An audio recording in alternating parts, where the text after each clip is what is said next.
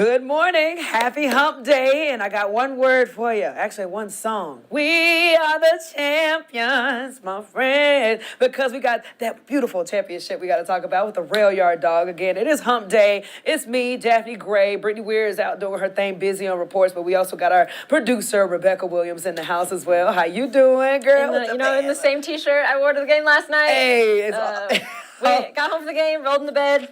My alarm rang like an hour and a half later. Yep. Rolled out of bed, came to work, and I was like, oh, I'm still in the same T-shirt. It was all worth it, though, man. Them boys worked hard. We're going to get into that real shortly. But first, we got a lot of cool topics and big talkers we want to tell you about, such as some shocking video that's coming up later in the sprint right here. Check this out. Look, if you're looking at the screen, you'll see some Virginia officers alive today after barely escaping being hit by a teen driver. We paused it right there so you guys just get like a teaser of how close this interaction almost was. It says more of the shocking video and what happened. We get that later in the sprint where you see the full video and what exactly happened to the teen that was driving that car. So yeah, shocking story right there. But first, again, we got to get to our dogs, man. Congratulations to our Rail Yard Dogs, man. Taking home the President's Cup just last night. The Dogs won the championship at the Berglund Center over the Birmingham Bulls. Look at that go. Look at that go, man. I'm telling you, it was just so exciting being there and being in that atmosphere. It's the first hockey championship for the Star City in almost 50 years, and it comes in an exciting game that went into overtime. So our man John Appicello was there. We had Eric Johnson there as well. We all were there, again, celebrating. Look at that celebration. Dude, when you see how high they were jumping, all that stuff, that was us in the, like, a wave in the audience. Like, the entire crowd I'm was looking just at the jumping up and down. plastic. The plastic, like I don't even know what it's called, but like it's like plexiglass or something? I don't know, but it's it was like waving back and forth with how hard these people were banging on it. So yes, just so you guys get an idea of this big win, we're going to give it over to 10 Sports Director John Appicello, who got the highlights right now. And now, the Freedom First Sports Desk with John Appicello. Good morning, everybody. The Dogs needed 4 games to dispatch the Birmingham Bulls and make some hockey history. Game 4 last night, President's Cup Finals. Huge crowd at the Berglund with the cup hanging in the balance. Dogs outshot the Bulls 10-2 in the first period, but it was still a scoreless first. Take it to the second period. Dogs break through. Josh Nenendahl from the corner had a screener in front, and that one trickles through. 1-0 Dogs after 2. Dogs would hold that 1-0 lead until late in the third. Still up 1-0, a gut-wrencher situation. Roanoke trying to clear the puck and end this game. We're under a minute, and watch this. Carson Rose sends it on net and in with 10 seconds left. We are tied, but Dan Bremner's squad must go overtime again, and they would come through again. In overtime, the veteran comes through on the rush. Steven Alvo coming right at you would somehow shovel the puck to Mac Jansen, flying on the right. He puts the biscuit in the basket. 2-1 Dogs in overtime. They capture their first President's Cup. Last year, same thing happened other way. Just gotta live in the moment. It's just this group of guys, you know, they're my brothers. I'm so happy for them, they deserve it so much. But this group continues to be that group that battles through and makes it harder on ourselves, but find a way. When you talk about unfinished business, we definitely just finished it there. That was unbelievable. The last hockey title in Roanoke came from the Rebels in 1974 in the Southern Hockey League. John Appicello, 10 Sports. Again, so much excitement right there and just being a part of that experience. Rebecca, okay, so it was me, Brittany Weir, and Rebecca. We've been going to most of the home games throughout the season, just watching it from start to finish and being able to be a part of that experience, seeing how much they've been fighting since day one. It was a very emotional deal, and it was cool. The crowd, the energy in there was just amazing, and I think the biggest deal because on Monday's game, that was very exciting because they got into overtime, it got intense, and then we won. Then Tuesday, same thing happened, and I almost hear a pin drop when the other team scored in the last 10 seconds of the third period. Everybody was just like, okay. Like we were all collectively like holding our breath. Yes, exactly. And then it was just this like, Yes. Okay, we got a little bit more fight to go. Exactly. And it was almost like, okay, y'all gonna do this again? Cool. We just gonna send a prayer up to God. And I called it. I was like, we are winning this game. There's no way in the world they're gonna be this far, come this far along, and not bring that cup home. And when they scored, I kid you not, I screamed abs in my system. And I couldn't tell you how high I was jumping. Everybody in the crowd was just up. So they deserve it. Again, a very emotional experience to see how hard they've worked. And I'm very, very proud of them. And let's go Dogs, Yes, man. yes, and shout out to Austin Rodebush, Yes. who was named the President's Final MVP. It was really funny. We saw his trophy. He got an individual, like a little trophy Little for himself. trophy. And I was like, is that the cup? Yeah. And Jasmine was like, I don't know, is that the cup? And then they bring out the big cup, and I was like, oh yeah, that's the cup. Yes, it was a lot of fun. So guys, you need to take notes because next season I'm pretty sure it's going to be just as great. It was a beautiful finale. So shout out to the Rail Yard Dogs. Good job, you guys. Countdown to October. Yeah, they deserve all the celebrating they could possibly do. And today, all the this rest. weekend. And all the rest, for sure. I hope they take these next couple months to just like recoup. I mean, stay on the ice, keep your skills honed, but like rest. Enjoy that championship and enjoy the feeling of having that championship. Exactly. And let us know if you were at the game yesterday. I saw a couple people posting their pictures in the comment section under their profile picture of them winning. Let us know if you were at the game, how excited were you are. Send us some pictures and maybe we can highlight them throughout the rest of this week because this is not the last time I'm talking about my good old dogs, okay? And as you can see, I'm wearing my dog dress. This was for them. I'm having a good time in it. Okay, let's get on to our beautiful weather, which is actually kind of chilly. Meteorologist Chris Michaels is back in the building. He has our updated forecast today. Hey guys, happy Wednesday. Unseasonably cool and once again pretty windy, gusts of about 30 to 40 miles per hour. A few stray showers making it over the mountains, and while we're breezy tomorrow, we're warmer. Cinco de Mayo is looking warmer as well. Our next shower chance coming in, of course, by Saturday. Have a great rest of your Wednesday. I'll see you guys tomorrow morning.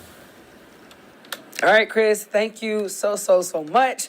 Now, let's get into those talkers that we were telling you guys about, the kind that will make you go like, whoa, did that just happen? And that's exactly what took place right here for one Fairfax County police officer. He narrowly escaped being hit head on by a teen driver. The department says that the car was going 120 miles per hour. You see it coming now, you're right about to across see it the right median there. right now. It's coming and boom.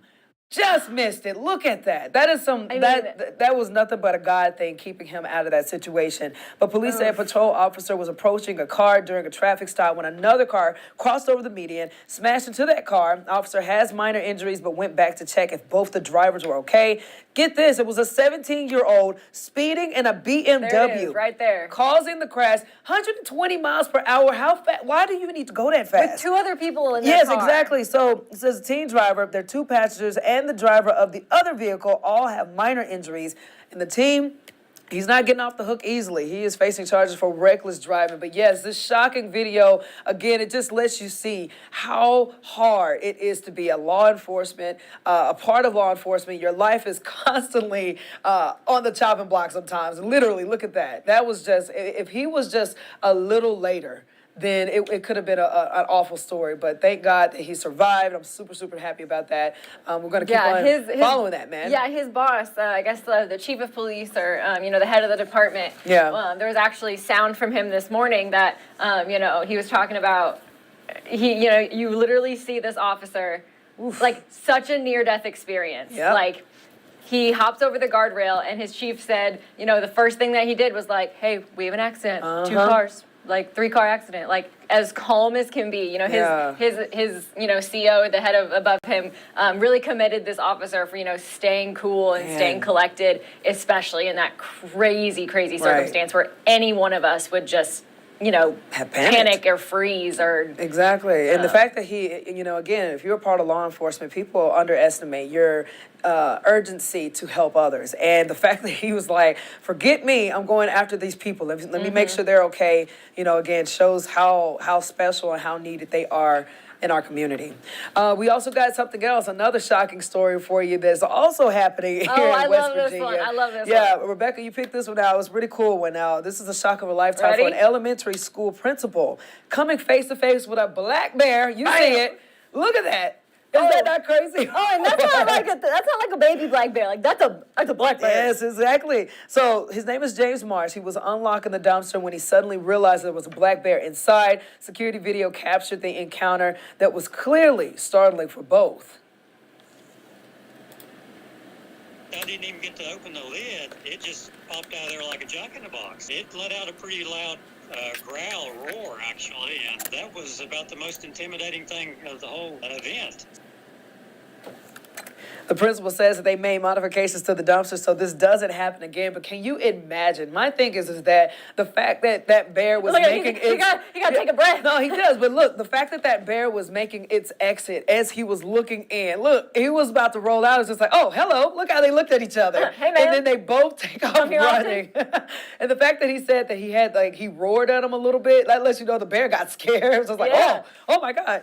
But yeah, that was a crazy video right there. If you got anything to say about this, please leave it in the comment section on this article. Again, and this is just another reminder that I know this is not a private resident situation, but please watch out for whether you got your trash out by your house or something like that. Because just be alert. These bears, they're trying to eat. So yeah, crazy There video were no right kids there. out there. Yeah, I know. And so I felt the kids, I bet it would just been chaos. But the bear looked like he was like just as scared as the man. So Oh yeah. that was crazy video right there. Now, again, here's a cool thing that I am picking up.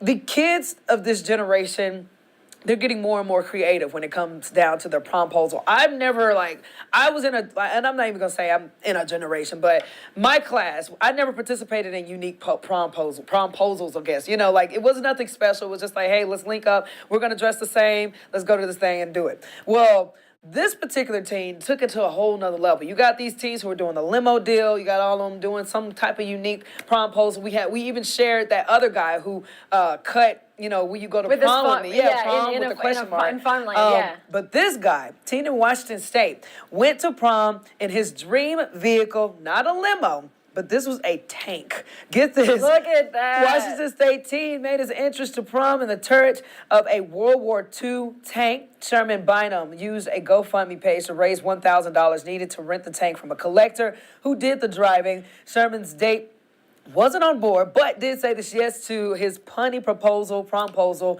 which he said, she says, what was it? He was like, I would be very thankful. Yeah, I'll be thankful for you. If you came to prom with me. What is this?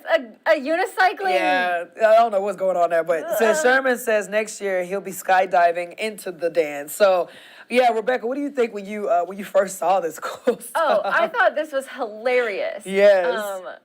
Just like, I mean, I think what you're saying about younger generations being more creative is so true. Yeah. Not necessarily that, like, they're inherently more creative, but they have more, like, technology. Yeah. And they have, like, they're able to be more creative because they have so many more resources around them. But this is so cool. He had a GoFundMe for it. Yeah. You know, he raised the money. People had to give him the money. So, like, obviously, people wanted him to do this. And I think this is just something, like, crazy high school kids do. Like, it's just, I mean, how many people get to say they rode up to their school dance in a tank? Exactly. So he can officially say that. I'm pretty sure his prom was probably more expensive than everybody else's prom. Right. $1,000, and that's not even including his suit and her dress and all that stuff. So good, shout out to him, man. If you could get more creative than that, let us know. What was your dream promposal, I guess? Skydiving into the prom or to the dance, I think that'd be like a little too much for me because I'm like, bruh, I'm afraid of heights and yeah, but girls got to get their hair done. They don't need to be flying through the air with that stuff flying. So either way. I'd 100% skydive. I bet you will, Rebecca. Okay, moving on. So we got Brittany Will, we were telling you guys about how she was out and about on different stories today, and she was out in Lynchburg today for a real cool event. If you ain't got nothing to do this weekend, check this out. Says this is a family-free and friendly event, features unique parade of nations, international food, music, dances, displays, and more. Attendees can travel around the world in one afternoon and sample international culinary delights, purchase unique artwork and crafts, watch traditional dances, and listen to world music. It's a wonderful opportunity to learn about the cultures from around the world and right here in the community. Some of the performances include Laughing Dragon Kung Fu, Dancing Dolls, Indian Youth Dance Team, the Bridget Gerald's African American Flag Dance.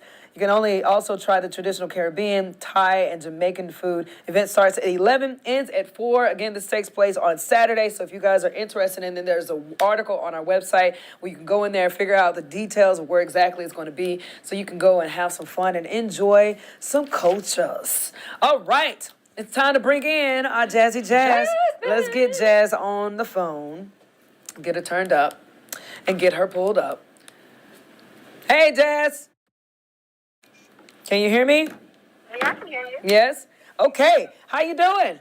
I'm doing great. How are you doing? Girl, you know I'm good after that rail yard dog game. You know I'm hoarse. I'm hoarse because of it, because it was just amazing. How do you, I know everybody is probably freaking out online seeing how these dudes, they just made history. Oh, yeah. Everyone's definitely really excited to see them win. Everyone was rooting for them. Everyone was standing behind them in this championship. So everyone's really just excited to see all that they've done and excited to see them go far. Definitely. Okay, so we got some shocking videos we got to talk about. First and foremost, that Fairfax County officer, man, that stuff, teens, first of all, what do you need to be going that fast for? 120 miles per hour. But the fact that you put so many people's lives in danger, and that officer, he was a second away from losing his, that's just crazy. Yeah. Yeah, you got to be careful, honestly, because life is such a fragile thing, and you just really got to take into consideration how your actions can impact others. Because like you said, him going that fast for whatever reason could have easily taken so many different lives in that split second. So I'm just really glad that the officer was able to make it out safely. It was nothing but God, honestly. So yeah, I'm happy to see that. Amen. And also, what would you do if you were going to the dumpster and opened it and a big black bear popped out of it? I would have did the same thing that the teacher did. I would have ran away. I would not thought about it. I would have been gone. That was crazy, man. Okay, so Jazz, do we have any comments or viewers today? Anything going on with us? We have a ton of viewers today, and Brittany Weir, she said, "Go Dogs! Congratulations on the big win." Woo woo! Look at that. That's our official first comment through this website. So, I mean, that's good, man. So, yeah, and again, how can people leave comments so, again, they can be a part of that conversation with us so that it's not just me and Rebecca or Brittany just talking. Yeah, because we really want this to be a back and forth conversation. We don't want to be just talking at you guys. We want you guys to join in the fun. It's really laid back, as you see. It's really chill. And we really want to hear you all's opinions on different things. So all you have to do is just go straight to our website, go to the article, the Morning Sprint article, and then the comment form is right beneath the live stream. It's super easy to leave a comment. So... Well, thank you so much, Jazz. It was nice, as always, speaking with you, and we're going to chat with you again tomorrow, okay? All right, sounds good. All right, love. Have a good one.